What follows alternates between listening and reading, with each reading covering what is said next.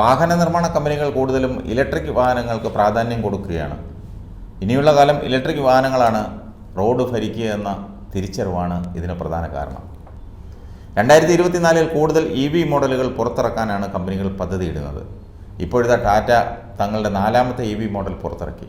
Mini SUV കാറ്റഗറിയിൽ ജനപ്രിയ മോഡലായ Tata പഞ്ചാണ് electric മോഡലായി പുനർജനിക്കുന്നത്. വാഹനപ്രേമികളെ അമ്പരപ്പിക്കുന്ന ഫീച്ചറുകളുമായാണ് പുതിയ പഞ്ച് EV എത്തിയിരിക്കുന്നത്.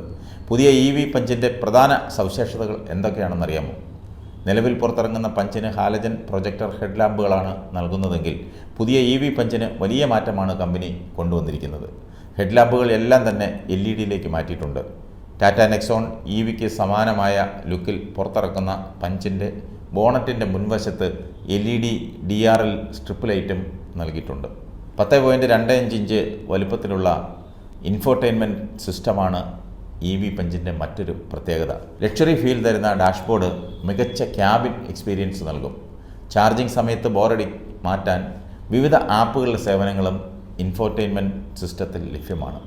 സാധാരണ പഞ്ചിൽ 7 ഇഞ്ച് വലുപ്പമുള്ള സ്ക്രീനാണ് ഉൾപ്പെടുത്തിയിരിക്കുന്നത്. ഇലക്ട്രിക് മോഡലിലും സുരക്ഷയുടെ കാര്യത്തിൽ ടാറ്റ ഒരു വിട്ടുവീഴ്ചയ്ക്കും തയ്യാറായില്ല. 6 എയർബാഗുകൾ പുതിയ മോഡലിൽ ഉൾപ്പെടുത്തിയിട്ടുണ്ട്. Electric stability control, ABS, rear parking sensor എന്നിവ മറ്റ് സുരക്ഷാ സവിശേഷതകളാണ്.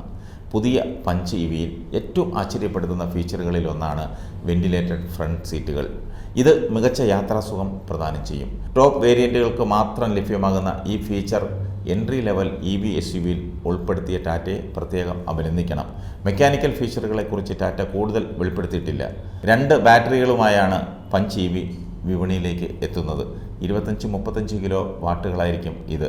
300 മുതൽ 400 കിലോമീറ്റർ റേഞ്ച് വരെ വാഹനം നൽകുമെന്നാണ് പുറത്തുവരുന്ന റിപ്പോർട്ട്.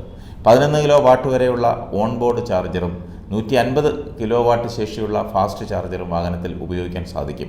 സാധാരണ പഞ്ചിൻ്റെ ഷോറൂം വില 6 മുതൽ 10 ലക്ഷം വരെയാണ്.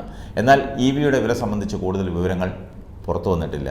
12 ലക്ഷം രൂപ ആരംഭ വിലയുണ്ടാകുമെന്നാണ് ഓട്ടോമൊബൈൽ വെബ്സൈറ്റുകൾ പുറത്തുവിടുന്ന റിപ്പോർട്ട്.